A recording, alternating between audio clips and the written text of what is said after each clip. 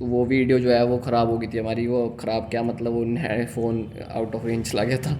तो अभी हम उसको दोबारा कंटिन्यू करते हैं। क्या है कि वाटर माध्यम में जो हमारे पास C2H5, अब पहले गैसेज माध्यम का करते हैं। गैसियस माध्यम में आपको क्या याद रखना है कि गैसियस माध्यम में नाइट्रोजन पर इलेक्ट्रॉन का घनत्व चेक करो, इलेक्ट्रॉन का घनत्व चेक करो, इलेक्ट्रॉन का घनत्व चेक करो। क्लियर है? गैसियस माध्यम में। क्लियर है? और अगर आपको कुछ माध्यम ही नहीं दे रखा, जैसे कि ये वाला क्वेश्चन है डायरेक्ट, तो इसमें कोई माध्यम ही नहीं दे रखा, तो इस वाले माध्यम में आप गैसियस माध्यम को ही कंसीडर करना। क्लियर है बात? समझो जरा। अब गैसियस माध्यम के केस में नाइट्रोजन पर इलेक्ट्रॉन की रिचनेस देखो। देखो नाइट्रोजन है, एक हाइड्रोजन, एक हाइड्रोजन, एक हाइड्रोजन, ये आ गया पहला केस। क्लियर है?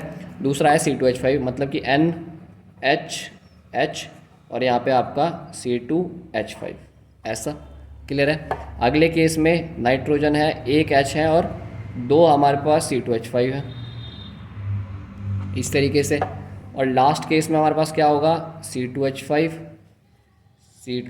और C2H5, इस तरीके से। अब आपको पता है कि मैंने एक ट्रिक बताई थी आपको फ़ोन करने वाली, फ़ोन करने में FON। तो इसके अंदर जो आपका नाइट्रोजन है ये एक विद्युत ऋणात्मक तत्व है। ये नाइट्रोजन इस हाइड्रोजन से इलेक्ट्रॉन खींच लेगा, बट इस हाइड्रोजन पे बेचारे पे है ही एक इलेक्ट्रॉन, इस पर भी एक इलेक्ट्रॉन, इस पर भी एक इलेक्ट्रॉन है। तो मतलब कि अगर ये नाइट्रोजन इससे इलेक्ट्रॉन खींचेगा भी तो इसका कुछ भला नहीं होने वाला। क्लियर है? इस पर इलेक्ट्रॉनों का घनत्व नहीं बढ़ेगा। इस केस में थोड़ा बढ़ेगा, क्योंकि कौन है? कार्बन है, और कार्बन पे इलेक्ट्रॉनों का घनत्व अधिक होता है। तो ये जब इससे खींचेगा तो इस पे ज़्यादा क्या होंगे? इलेक्ट्रॉन नाइट्रोजन पे अधिक होंगे। इसके रिस्पेक्ट में यहाँ पर नाइट्रोजन पे इलेक्ट्रॉन अधिक होंगे। इस केस में आपके पास दो कार्बन है जो अपने इलेक्ट्रॉन किसको दे सकते हैं? इस नाइट्रोजन को दे सकते हैं। तो इस पे और ज़्यादा इलेक्ट्रॉनों का घनत्व बढ़ेगा, और इस वाली कैटेगरी में और ज़्यादा इलेक्ट्रॉन का रिचनेस बढ़ेगी। तो हमारे पास क्या होगा? सबसे ज़्यादा ये, फिर इस तरीके से हमारे पास क्रम आ जाएगा। मतलब कि गैसियस माध्यम में जो क्रम रहने वाला है वो सबसे ज़्यादा क्षारीय 3 डिग्री होगा, फिर 2 डिग्री होगा, फिर 1 डिग्री होगा, और फिर हमारे पास एमीन होगा, अमोनिया। क्लियर है बात? ठीक है। 3 डिग्री था ना ये, नाइट्रोजन के साथ 3 कार्बन चिपक रखे तो 3 डिग्री, नाइट्रोजन के साथ 2 कार्बन चिपक रखे तो 2 डिग्री, नाइट्रोजन के साथ एक ही कार्बन चिपक रखा तो 1 डिग्री। ये C2 का मतलब यहाँ पे 2 कार्बन नहीं है, इसका मतलब है ये ऐसे जुड़े हुए कार्बन है, ये इस तरीके से। क्लियर है कहानी? अच्छा, जब आप इसके वाटर माध्यम की बात करते हो, किसकी बात करते हो? जब आप इसके वाटर वाले पार्ट की बात करते हो, वाटर वाले पार्ट की, तो वाटर वाले केस में थोड़ा सा आपके पास कहानी चेंज हो जाएगी। वाटर वाले केस में इसकी थोड़ी सी कहानी क्या हो जाएगी? चेंज हो जाएगी। अब जरा देख लेते हैं कि वो कहानी कहाँ से कैसे चेंज होने वाली है हमारे पास। जब हमारे पास C2H5OH होगा, जब हमारे पास C2H5OH होगा तो ये जो हमारे पास क्रम आएगा वो आएगा 2 सबसे ज़्यादा होगा हमारे पास, फिर 3 होगा, फिर 1 होगा। और जब आपके पास होगा CH3N वाली कैटेगरी, तो इस वाली कैटेगरी में आपके पास होगा 2, फिर 1 और फिर 3। इस तरीके से आपको याद रखना है। डिग्री है, डिग्री नाइट्रोजन वो एमीन्स की डिग्री है। ये बड़े बड़े क्वेश्चन नीट वगैरह में इस तरह के क्वेश्चन आते हैं। क्लियर है? जब आपका माध्यम वाटर होगा तो उस केस में अगर C2H5N होगा, जैसे यहाँ पर C2H5N था, C2 सारी जगह C2H5N था, तो उसका आंसर होगा ये वाला। अगर सारी जगह CH3 होगा, यहाँ पर भी CH3, यहाँ हर जगह CH3 वाले क्वेश्चन होंगे, सेम पैटर्न होगा 1 2 3 डिग्री का, तो आपका आंसर होगा ये वाला 2 डिग्री सबसे ज़्यादा। सॉरी, यहाँ पर मैंने ऑर्डर का सीक्वेंस गलत कर दिया। यहाँ पर आपका सीक्वेंस इस तरीके से रहने वाला है कि 2 डिग्री तो क्या होगा हमारे पास? 2 डिग्री की कैटेगरी हमारे पास सबसे ज़्यादा होने वाली है। 2 डिग्री सबसे ज़्यादा होगा, फिर हमारे पास 3 डिग्री, फिर 1 डिग्री, और इस केस में क्या होगा? 2 डिग्री सबसे ज़्यादा, फिर यहाँ पे क्या हो जाएगा? 3, फिर हो जाएगा 2 डिग्री के बाद कौन है हमारा? 1 डिग्री, और फिर है 3 डिग्री। तो यहाँ सबसे ज़्यादा 2 डिग्री, यहाँ पर 2 डिग्री, बट कम कौन है यहाँ पर? यहाँ पे इन दोनों में चेंज है। तो आप इसको याद कैसे कर सकते हो? 231 और यहाँ पर आप अगर 213। क्लियर है? ये आपका एक छोटा सा ट्रिक पॉइंट ऑफ व्यू से सही रहेगा। क्लियर है कहानी? ओके जी, क्लियर है। अच्छा, अगली जो हमारे पास कैटेगरी रहने वाली है, अगला जो हमारे पास कैटेगरी है वो हमारे पास क्या रहने वाली है? हेलो एल्केन नाभिक रागी प्रतिस्थापन प्रदर्शित करते हैं, जबकि हेलो एरिन इलेक्ट्रॉन रागी प्रतिस्थापन अभिक्रियाएं प्रदर्शित करते हैं। अब ये भी देख लेते हैं कि इसका क्या पैटर्न है। ठीक है, क्वेश्चन नंबर 8 है हमारे पास कि हेलो एल्केन जो है नाभिक रागी दिखाते हैं, जबकि हेलो एरिन जो है इलेक्ट्रॉन रागी। अब दोनों में फ़र्क बहुत आसान सा है। सबसे पहले तो हमारे पास आएगा न्यूक्लियोफिलिक, और दूसरा हमारे पास कौन है? इलेक्ट्रोफिलिक। क्लियर है? वो कह रहा है कि जो न्यूक्लियोफिलिक हैं वो तो दिखाते हैं हमारे पास हेलो एल्केन वाले, हेलो एल्केन वाले दिखाते हैं न्यूक्लियोफिलिक, और जो आपके इलेक्ट्रोफिलिक हैं वो कौन दिखाते हैं, वो दिखाते हैं हमारे पास हेलो एरीन्स वाले। अच्छा, मैंने आपको बता रखा है कि फिलिक का मतलब कुल मिला के यहाँ पर क्या होता है, फिलिक का मतलब होता है यहाँ पे क्या होता है, प्यार। मैंने बता रखा है प्यार। क्लियर है? केमिस्ट्री में philic word is use for प्यार। क्लियर है? जो न्यूक्लियस से प्यार करे उसको बोलते हैं न्यूक्लियोफाइल। जो न्यूक्लियस से प्यार करे, अगर आपको न्यूक्लियस से प्यार करवाना है तो न्यूक्लियस पे कौन सा चार्ज होता है, पॉजिटिव। तो अगर कोई चीज़ उससे प्यार करेगी तो वो पॉजिटिव तो नहीं हो सकती, तो वो क्या होती है, नेगेटिव। तो न्यूक्लियस के ऊपर नेगेटिव चार्ज कंसीडर किया जाता है। ठीक है? इलेक्ट्रोफाइल का मतलब है जो इलेक्ट्रॉन से प्यार करे, और जो इलेक्ट्रॉन से प्यार करेगा उस पर कौन सा चार्ज होगा जी, उस पर चार्ज होगा ई के ऊपर पॉजिटिव, क्योंकि इलेक्ट्रॉन होता है नेगेटिव, तो उसको प्यार करने वाला पॉजिटिव ही तो होगा जी। क्लियर है बात? फिलिक इज इंडिकेटिंग फॉर प्यार, प्यार। क्लियर होगी बात? ठीक है जी, क्लियर है। तो अब अगर आपको ये चीज़ पता चल गई तो आपको एक चीज़ और पता चली क्या, कि NU के ऊपर है नेगेटिव चार्ज। मतलब कि अगर किसी भी चीज़ पे नेगेटिव चार्ज होता है तो इसका मतलब होता है कि वो इलेक्ट्रॉनों में अधिक है, एक इलेक्ट्रॉन उसने ग्रहण करा है कहीं से। क्लियर है? और किसी के ऊपर अगर पॉजिटिव चार्ज होता है तो वो हमें क्या बताता है, वो बताता है कि कमी है। तो मतलब कि यहाँ पर ये दिखा रहा है कि इलेक्ट्रॉन की कमी, और ये बता रहा है इलेक्ट्रॉन की अधिकता, ये बता रहा है इलेक्ट्रॉन की अधिकता। क्लियर है? Richness of electron and deficiency of electron. अब देखते हैं जरा क्या कहानी है फिर आगे की। अब समझो, हेलो एल्केन जब आप लिखते हो तो आप लिखते हो RX। क्लियर है? जब आप ये वाला बॉन्ड ब्रेक करते हो तो यहाँ पर बन जाता है R नेगेटिव, R पॉजिटिव और X नेगेटिव, क्योंकि हैलोजन एक विद्युत ऋणात्मक तत्व है, सीधी सी बात है। तो होगा क्या, यहाँ पर कोई चीज़ अगर यहाँ पे कमी आई है, यहाँ पे पॉजिटिव चार्ज है, तो इसको फुलफिल करने के लिए नेगेटिव चार्ज ही तो लगेगा। तो यहाँ पर इसीलिए ये कौन सी अभिक्रिया देता है, यहाँ पर एक न्यूक्लियोफाइल आता है जो इसके साथ जुड़ जाता है। इस पर इलेक्ट्रॉनों की कमी है और ये इलेक्ट्रॉनों की अधिकता है, तो ये इसको जाके जुड़ जाता है। क्लियर है? क्या यहाँ पर ई पॉजिटिव आ सकता है? नहीं आ सकता, क्योंकि आपका हेलो एल्केन पे यहाँ पे जोड़ना है ना, कार्बन पे जोड़ना है हमें, ये तो निकल गया बाहर, इसका तो हो गया कहानी खत्म। ठीक है? अगर आप यहाँ पे ई पॉजिटिव लेके आओगे तो ई पॉजिटिव यहाँ अगर लोगे तो पॉजिटिव पॉजिटिव तो आपस में रिपल्शन करेंगे ना, प्रतिकर्षण का फील करेंगे। क्लियर है बात? तो इसलिए जो है ये न्यूक्लियोफिलिक देता है। और यहाँ पे दो तरीके की अभिक्रिया होते हैं, एक होती है SN1 और एक होती है आपकी SN2। याद रखना इन दोनों का क्रम, अभिक्रिया की क्रियाशीलता का क्रम याद रखना है। यहाँ पे SN1 और SN2 का ये भी आ सकता है एग्जाम में। क्या होता है यहाँ पे हमारे पास होता है, सबसे SN1 अभिक्रिया में क्या होता है, 3 डिग्री सबसे ज़्यादा अभिक्रियाशील होता है, फिर 2 डिग्री और फिर 1 डिग्री। और यहाँ पे क्या होता है, सबसे अच्छा होता है हमारे पास मिथाइल या हेलो एल्केन में छोड़ सबसे। ठीक है? फिर होता है 1 डिग्री, फिर 2 डिग्री, फिर 3 डिग्री। 3 डिग्री तो ना के बराबर देता है यहाँ पर। क्लियर है? 3 डिग्री ना के बराबर देता है यहाँ पर अभिक्रिया। क्लियर है? SN1 और SN2 में मैंने आपको ये भी बता रखा है कि 1 किसको प्रदर्शित करता है, 2 किसको प्रदर्शित करता है। क्लियर है? ये सारी चीज़ें हमें बता। क्लियर है? अगली कैटेगरी यहाँ पे देख लेते हैं जरा। तो ये क्यों दे रहा है, हेलो एरीन्स इलेक्ट्रोफिलिक प्रतिस्थापन अभिक्रिया क्यों दे रहा है, जरा देख लेते हैं इसका भी क्या कारण है। देखो, ये मैंने एक बनाया बेंजीन। क्लियर है? इस बेंजीन पे मैंने यहाँ पर क्या चिपका दिया, हेलोजन चिपका दिया X। क्लियर है? ये बेंजीन है। ठीक है जी? होगा क्या, ये X जो है यहाँ पर जो एक्ट करता है, ये बात करता है इलेक्ट्रॉन डोनेटिंग ग्रुप। बात करी थी हमने इलेक्ट्रॉन डोनेटिंग और इलेक्ट्रॉन विड्रॉइंग की। तो ये क्या बन गया हमारे पास, इलेक्ट्रॉन डोनेटिंग ग्रुप। क्या बन गया ये, इलेक्ट्रॉन डोनेटिंग ग्रुप, क्योंकि सिंगल बॉन्ड है। अब अगर यहाँ पे ये इलेक्ट्रॉन डोनेटिंग ग्रुप है तो इस कैटेगरी में क्या होगा कि ये अपने इलेक्ट्रॉनों को किसको देगा, इस रिंग को देगा। ये अपने इलेक्ट्रॉन किसको देगा, इस रिंग को देगा। अगर ये अपने इस रिंग को इलेक्ट्रॉन देगा तो इस रिंग पे इलेक्ट्रॉनों की क्या हो जाएगी, इस रिंग पे इलेक्ट्रॉनों की क्या हो जाएगी, अधिकता हो जाएगी। इस रिंग में इलेक्ट्रॉनों की क्या हो जाएगी, रिंग में इलेक्ट्रॉन की अधिकता हो जाएगी, अधिकता। क्लियर है? अगर यहाँ पे रिंग में इलेक्ट्रॉनों की अधिकता हो गई है तो भाई साहब, अगर मैं यहाँ पे एक और अधिक वाला ग्रुप लाऊंगा जो कि न्यूक्लियोफाइल है, ये भी इलेक्ट्रॉन अधिक है, ये भी इलेक्ट्रॉन अधिक है, तो इस केस में ये अभिक्रिया नहीं देगा, क्योंकि ये भी रिचनेस है, ये भी रिचनेस है। तो दो अमीर लोग आपस में भले उनकी बॉन्डिंग अच्छी हो बट एक दूसरे से जलन महसूस ज़रूर करते हैं। क्लियर है? बट अगर यहाँ पे कोई कमी वाला एलिमेंट आ जाए, कोई गरीब आ जाए, तो वो तो भाई साहब ईजिली चिपक जाएगा ना इससे। क्लियर है? तो ये वाली अभिक्रिया यहाँ पर प्रोसीड होती है, यहाँ पर ये अभिक्रिया प्रोसीड नहीं होती। क्लियर होगी बात? तो ये आप इसको एक्सप्लेनेशन इस तरीके से दे सकते हो। क्लियर है? 2 नंबर का क्वेश्चन था तो इतना एक्सप्लेनेशन चल सकता है यहाँ पर। क्लियर है।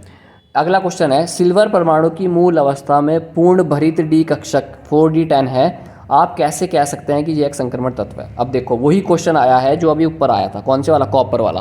क्योंकि आपको पता है कि कॉपर के नीचे ही कौन आता है, कॉपर, सिल्वर और गोल्ड एक ही सीरीज के सदस्य हैं।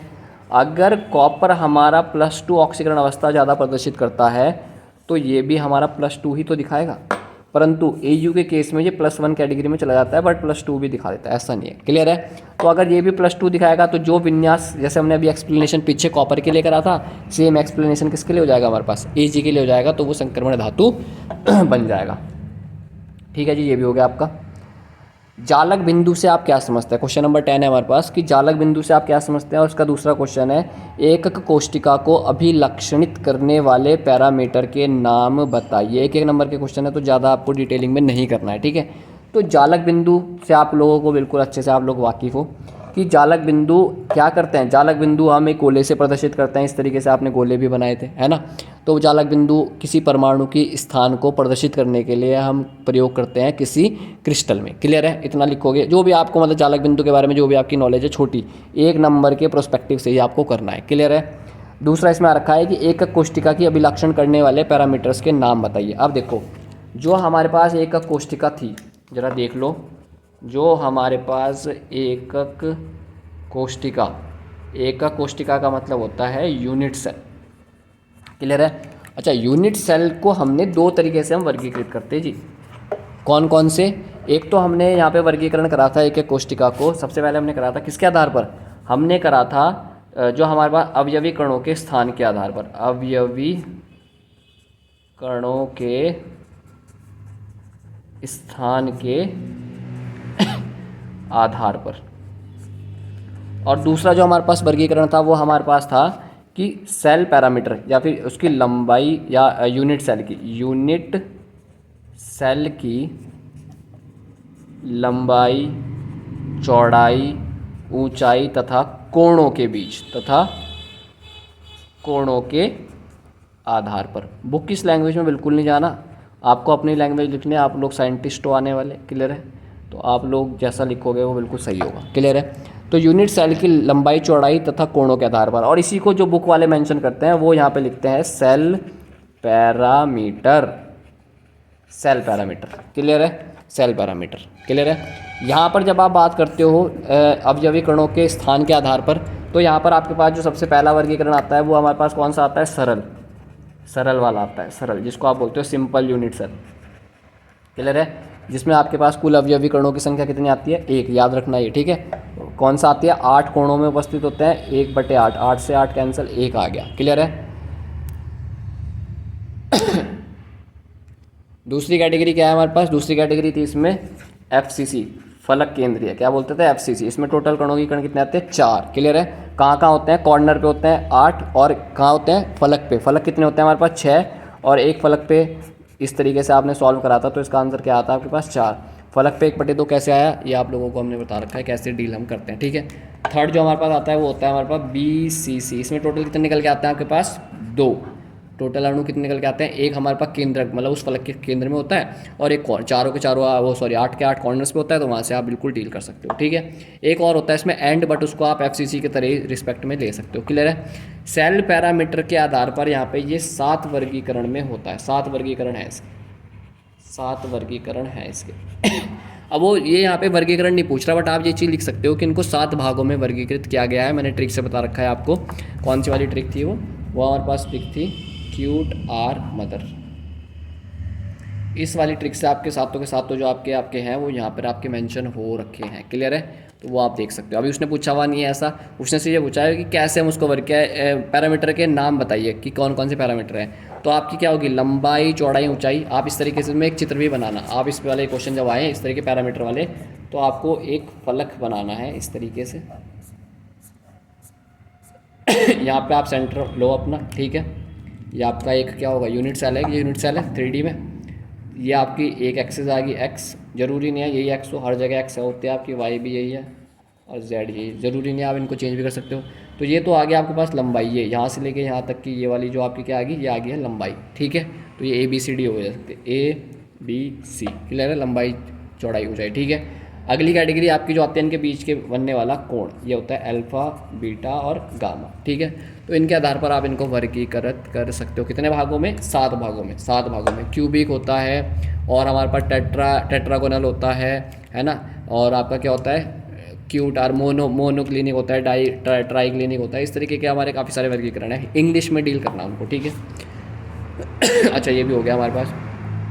शॉर्टकी दोष तथा फ्रैंकल दोष को समझाइए, ये कंफर्म क्वेश्चन है, बहुत बार आता है, हर बार ही आता है, इस बार भी आने की पूरी पूरी संभावना है। 2 नंबर का क्वेश्चन है। तो जब भी इस तरह के क्वेश्चन शॉर्टकी और फ्रैंकल दोष में आपको बहुत ही शॉर्ट फॉर्म में, ये तो सारे बच्चे को घूट लिया है बच्चों ने, हैं अच्छी तरीके से इस तरीके के क्वेश्चन को, शॉर्टकी और फ्रैंकल दोष।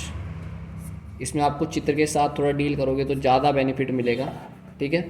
शॉर्टकी और फ्रैंकल दोष ज़रा समझते हैं। शॉर्टकी दोष को आपको सीधा सीधा ये समझना है कि शॉर्टकी दोष में शॉर्ट का मतलब क्या हो जाता है ना, शॉर्ट क्या होता है कि आपके पास एक गड्डी थी, उसके अंदर से एक नोट शॉर्ट हो गया। शॉर्ट का मतलब क्या होता है कि उसमें से उसकी गड्डी में रहा नहीं, वो जो आपकी एक गड्डी थी, मान लो आपके पास 500 के नोट की गड्डी थी, अब 500 के नोट की गड्डी आपकी 50,000 की गड्डी थी, उसमें से एक नोट गायब हो गया, मतलब कि आपके पास 4,000 कह रहा 49,500 रुपीज़ है। तो उसके अंदर से एक नोट क्या हो गया, शॉर्ट हो गया, मतलब कि जालक व्यवस्था से एक धनायन या ऋणायन, वैसे ज़्यादातर धनायन ही निकलते हैं, ठीक है, एक धनायन या ऋणायन का मुक्त हो जाना मतलब बाहर ही निकल जाना उस जालक में। आप इसको चित्र के साथ ज़्यादा डील करना, ठीक है। आपने ऐसे बना दिया, ठीक है, एक पॉजिटिव, एक नेगेटिव, एक पॉजिटिव, एक negative, positive, negative, positive, negative और पॉजिटिव, इस तरीके से आपने बना दिया। अब यहाँ पे अगली कैटेगरी क्या होगी, यहाँ पर जब ये दोष बन जाएगा तो उस वाली कैटेगरी में आपको क्या रखना है कि एक धनायन अपनी चालक व्यवस्था को लुप्त हो गया, ठीक है, उसको देखते हुए एक ऋणायन, मान लो ये वाला, ये ऋणायन भी अपनी चालक व्यवस्था से क्या हो गया, लुप्त हो गया, और सब ऐसे रहा, नेगेटिव पॉजिटिव, ठीक है, और सब ऐसे रहा हमारे पास, नेगेटिव पॉजिटिव नेगेटिव, ठीक है। यहाँ पे क्या हुआ, पॉजिटिव, यहाँ पे आ गया आपका नेगेटिव, ये पॉजिटिव गायब कर दिया मैंने, ठीक है, ये वाला गायब कर दो, चलो ठीक है, ये पॉजिटिव बना लो, यहाँ पे क्या दिक्कत है, क्लियर है। तो क्या हुआ, अब देखोगे आपकी यहाँ पर पहले अगर आप देखो धनायन कितने थे टोटल, यहाँ पर 1 2 3 4 5 धनायन थे, कितने धनायन थे यहाँ पे 5, और ऋणायन कितने थे यहाँ पर 1 2 3 4 यहाँ पे ऋणायन थे, क्लियर है।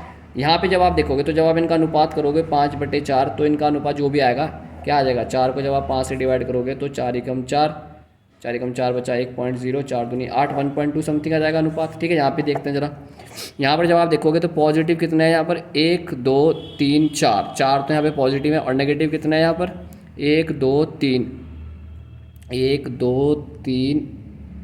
3 यहाँ पर नेगेटिव है, क्लियर है। तो जब आप इनका फिर से अनुपात निकालोगे तो 4/3 दैट इज़ 1.2 ही आएगा। तो इस वाले दोष को, ये जो आपके फ्रैंकल और शॉर्ट की दोष हैं, ये दोनों के दोनों दोष आपके किस में जाते हैं, ये जाते हैं आपके रस समीकरणीय, हिंदी में इसको बोला जाता है रस समीकरणीय, और इंग्लिश में इसी चीज़ को बोला जाता है स्टोचियोमेट्रिक, क्लियर है। जब आपके दोष से पूर्व और दोष के बाद धनायनों, ऋणायनों या आयनों का या अणुओं का अनुपात समान रहता है तो इस वाले दोष को बोला जाता है रस समीकरणीय या फिर स्टोचियोमेट्रिक दोष, क्लियर है। तो शॉर्ट की भी इसी कैटेगरी में आता है, फ्रैंकल भी इसी कैटेगरी में। शॉर्ट की में क्या हुआ, हमारा एक धनायन अपनी चालक व्यवस्था से लुप्त हुआ, तो एक ऋणायन भी अपनी चालक व्यवस्था से लुप्त हो गया, किस बनाने के लिए, ये 1:2 बनाने के लिए, 1:2 बनाने के लिए, क्लियर होगी बात। इसके अंदर आपके जब संख्या में कमी आई है तो घनत्व में भी क्या आएगी, यहाँ पर घनत्व में भी शॉर्ट की दोष में कमी आएगी, क्लियर है। फ्रैंकल दोष में क्या कहानी होती है, फ्रैंकल दोष की कहानी ये होती है कि आपका फ्रैंकल दोष फंस जाना। फ्रैंकल से आपको याद रखना है, फ्रैंकल का मीन्स आपको याद रखना है फंस जाना, क्लियर है। फंस जाने का क्या कैटेगरी होती है कि आपका कोई धनायन जो है छोटे आकार का था, क्या था, छोटे आकार का था, ये तो मैंने बहुत बड़े बना दिए, positive negative positive negative positive negative, ठीक है। ये दोष से पहले था, और दोष के बाद क्या हुआ कि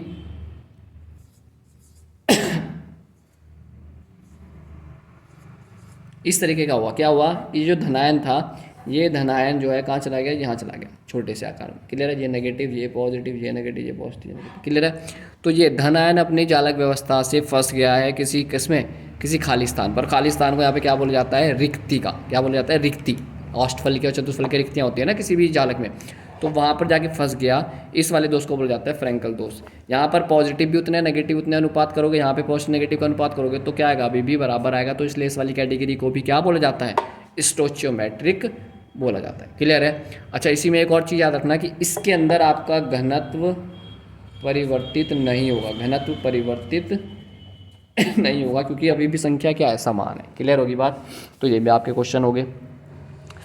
अच्छा, इसके अंदर एक आ रखा है आपका, स्पष्ट कीजिए, क्वेश्चन नंबर 12 है कि एल्किल हैलाइड ध्रुवित होते हुए भी जल में अमिश्रित है, क्यों। एल्किल हैलाइड ध्रुवित होते हुए, देखो एल्किल हैलाइड हमारे पास कौन होता है, RX होते हैं, ध्रुवित हैं, सीधी सी बात है। और हमारा H2O भी क्या, एक ध्रुवित अणु है, इस तरीके से। क्लियर है।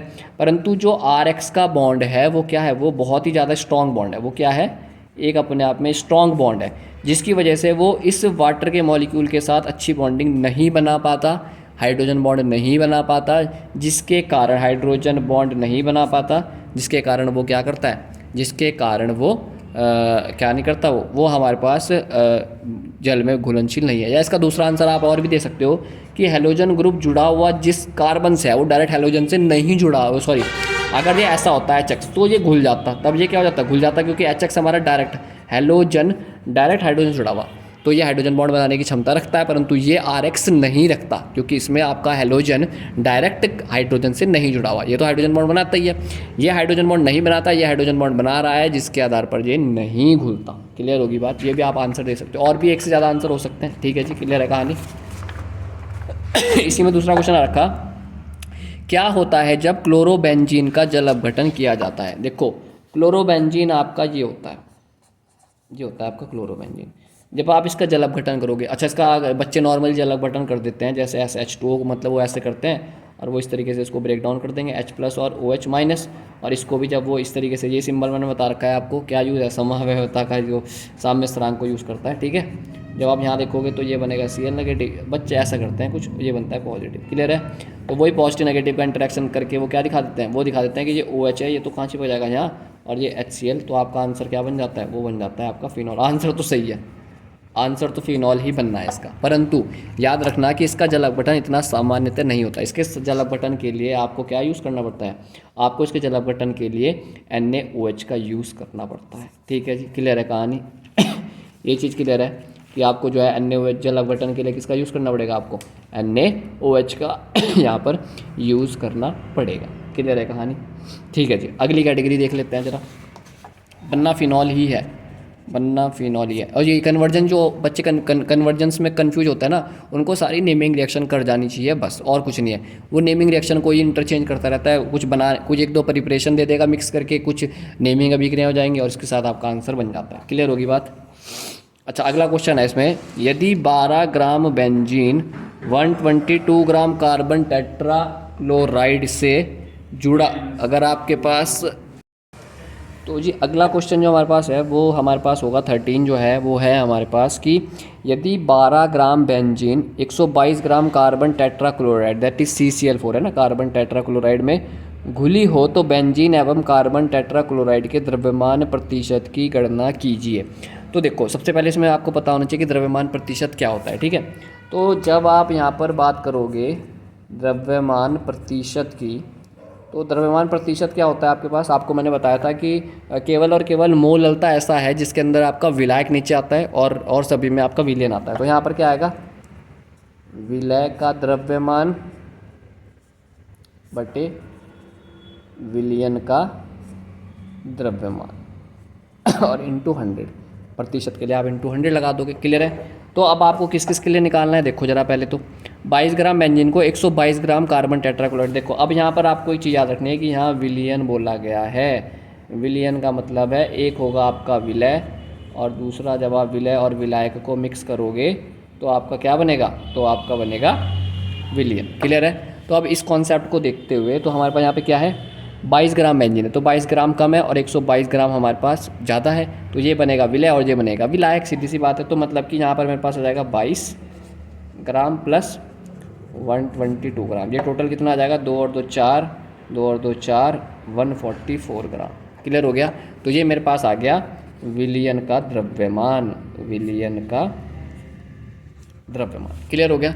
तो मेरे पास विलयन का द्रव्यमान आ गया जी, बहुत बढ़िया। अब विलय का द्रव्यमान, अब देखो विलय हमारे पास 22 ग्राम भी है और 100, अब इन दोनों का निकालना है। हमने इसने कहा है कि घुले हुए बेंजीन एवं कार्बन टेट्राक्लोराइड के द्रव्यमान प्रतिशत की गणना को, दोनों का निकालना है।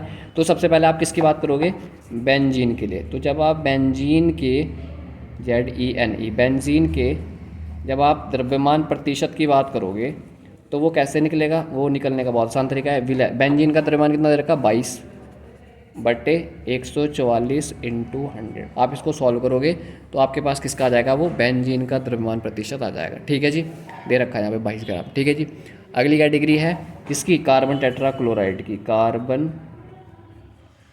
टेट्राक्लोराइड, कार्बन टेट्राक्लोराइड का द्रव्यमान प्रतिशत जब आप निकालोगे तो इसका क्या रूल होगा, इसका रूल कुछ भी नहीं है। अब यहाँ पे कौन आएगा, कार्बन टेट्राक्लोराइड टॉप पे आ जाएगा, मतलब 122/144 इंटू 100। ठीक है जी तो जो भी आपका इसका आंसर आएगा और जो भी आपका इसका आंसर आएगा वो हमारे पास क्या होगा, बेंजीन का और कार्बन टेट्राक्लोराइड का द्रव्यमान प्रतिशत होने वाला है। इसी में एक और क्वेश्चन आ रखा आपका कि 1 लीटर 1030 ग्राम समुद्री जल में 6 × 10⁻³ ग्राम ऑक्सीजन घुली है। ऑक्सीजन की सांद्रता ppm में बताइए। तो ppm का आपको सीधा सीधा फॉर्मूला लगाना है। यहाँ पर क्या लगाना है, pp, अगला इसी का पार्ट है ppm वाला। तो ppm का फॉर्मूला होता है आपके पास विलय का द्रव्यमान बटे विलयन का द्रव्यमान इंटू 10⁻⁶। क्लियर हो गया जी, 10⁻⁶। अब यहाँ पे विलय और विलयन आप देख लो आसानी से, आपका आ जाएगा। द्रव्यमान में चाहिए, दोनों डाटा इन्होंने द्रव्यमान में भी दे रखा। 1030 ग्राम समुद्री जल में 6 × 10⁻⁸ ग्राम ऑक्सीजन घुली है। तो मतलब कि ये तो आपका क्या आ गया, ये आपका आ गया टोटल क्या, विलयन का। ये आ गया विलयन का, मतलब अगर आप इसको सॉल्व करोगे तो विलय का क्या आ जाएगा, 6 × 10⁻³ बटे विलयन आ जाएगा 1030 × 10⁻⁶। आप इसको सॉल्व करोगे, आपका जो भी आंसर आएगा वो बिल्कुल आपका इसका आंसर हो। क्लियर होगी ना बात, कोई दिक्कत तो नहीं। ppm का फॉर्मूला याद करके जाना है आपने, मोलरता का फॉर्मूला, द्रव्यमान प्रतिशत, मोलरता, ठीक है। ये सारे कॉन्सेप्ट आपको याद करके जाना है, ठीक है। अगला क्वेश्चन है हमारे पास क्वेश्चन नंबर 14 है कि फ्लोरीन केवल -1 ऑक्सीकरण अवस्था प्रदर्शित करती है जबकि अन्य हैलोजन +1, +3, +5 तथा +7 ऑक्सीकरण अवस्थाएं भी प्रदर्शित करती हैं, व्याख्या कीजिए। तो देखो फ्लोरीन पे केवल और केवल एक इलेक्ट्रॉन की कमी होती है और उस पर कक्षक भी नहीं होते। देखो अगर आप यहाँ पे बात करते हो, मैंने ट्रिक बता रखी है आपकी, वो पूछ रहा है कि फ्लोरीन तो जो है -1 ऑक्सीकरण अवस्था दिखाता है, केवल -1 केवल ऑक्सीडेशन नंबर, ठीक है। और जिसके अन्य सदस्य जैसे क्लोरीन हो गया, ब्रोमीन हो गया, फिर कल बाहर आई आंटी, इस तरीके से हमने बता रखा है। तो ये तो हमारे पास क्या आता है, ये तो हमारे पास रेडियो एक्टिव है, तो हम इसकी स्टडी तो यहाँ पर करते ही नहीं, ठीक है। वो कह रहा है क्लोरीन जो है वो हमारे पास +1 भी दिखाता है, +5 भी दिखाता है, +7, सेम कहानी ये भी और सेम कहानी ये भी। फिर केवल और केवल फ्लोरीन है जो -1 दिखा रहा है। तो वो पूछ रहा है ऐसा क्यों। तो देखो फ्लोरीन पे सबसे पहली बात तो आपको क्या याद रखना है, फ्लोरीन पे आपको याद रखने वाली बात ये है कि फ्लोरीन का इलेक्ट्रॉनिक कॉन्फ़िगरेशन जब आप करते हो तो ये आता है 9। तो आप इसको जब ब्रेक डाउन करोगे तो 1s2, 2s2, 2p5, 5, 6, 7, 8, 9। तो 2p5 जब आप यहाँ पे बनाओगे तो 1 2 3 4 5 एक इलेक्ट्रॉन की वैकेंसी है, ठीक है। जब आप क्लोरीन की बात करते हो तो 17, that is 1s2, 2s2, 2p6, 3s2 और 3p5। क्लियर है। तो यहाँ पे आप देख रहे हो 3p5 आ गया, 1 2 3 4 5। क्लियर है। कॉन्सेप्ट यहाँ पे ये आता है कि ये -1 ही दिखा रहा है केवल, और ये जो है और भी दिखा रहा है। तो इसका कारण ये है कि इस पर जब आपके पास 3p आया, 3s आया, तो यहाँ पे 3d भी तो खाली होगा, 3d 0 है, 3d 0 मैंने बना दिया, 1 2 3 4, 1 2 3 4 5, ठीक है। तो जब यहाँ पे अगर आप इलेक्ट्रॉनों को एक्साइट भी करोगे तो जाएंगे कहाँ, क्योंकि इस पर तो जगह ही नहीं है। 1s 2s 2p के बाद कोई 2d नहीं आता, ना 2 कुछ आता है, समझ पा रहे। बट 3s 3p 3d भी आता है। क्लियर है। तो इसलिए यहाँ पर आपका जो हमारे पास जो नीचे के जो सदस्य हैं, इनमें क्या है, इनमें जो है वेकेंट या खाली डी कक्षक उपस्थित है, जिसकी वजह से ये हमारे पास ये जो +1 है, +5 है, +7 ऑक्सीकरण अवस्थाएं प्रदर्शित करते हैं। क्लियर है बात, क्लियर है, ठीक है। तो ये क्लियर हो गया आपका क्लोरीन वाला। तो यहाँ पर आपके पास जो वेकेंट है, अब अगर आप यहाँ पे इलेक्ट्रॉनों को एक्साइट करोगे तभी तो वो यहाँ जाएगा, तभी तो वो इलेक्ट्रॉन ईजिली क्या होंगे, रिमूवल कैटेगरी में आते हैं। समझ पा रहे? तो ये आपके और ज़्यादा बॉन्ड भी बनाएंगे। दूसरा आंसर इसका क्या हो सकता है कि भाई साहब जो आपके पास फ्लोरीन है और जैसे क्लोरीन वगैरह है, तो इन वाले केसेस में आपको क्या याद रखना है कि जो आपका फ्लोरीन और क्लोरीन है ना, उसमें क्लोरीन का साइज़ जो है वो क्या हो जाता रहता है, वो जो है बड़ा होता है। क्लियर है? अब अगर साइज़ इंक्रीमेंट होगा तो ईजिली इलेक्ट्रॉन क्या हो सकता है, ईजिली इलेक्ट्रॉन क्या हो सकता है, ईजिली इलेक्ट्रॉन कैन रिमूव, वो ईजिली जो है वहाँ से हट सकते हैं। अगर वो ईजिली हट सकते हैं तो उसी के रिस्पेक्ट में +1 +5 और +7 ऑक्सीडेशन स्टेट वहाँ पर रिप्रेजेंट हो सकती है। क्लियर होगी बात? ठीक है। तो क्वेश्चन नंबर 14 तक कहानी होगी हमारी परफेक्ट। अब जो हमारे पास जो क्वेश्चन रिमेनिंग है 15, 16, 17, इसको हम अगली कैटेगरी में करते हैं। ठीक है जी। तो आप लोगों को इसको डील अप करके चलना है। ठीक है, ओके।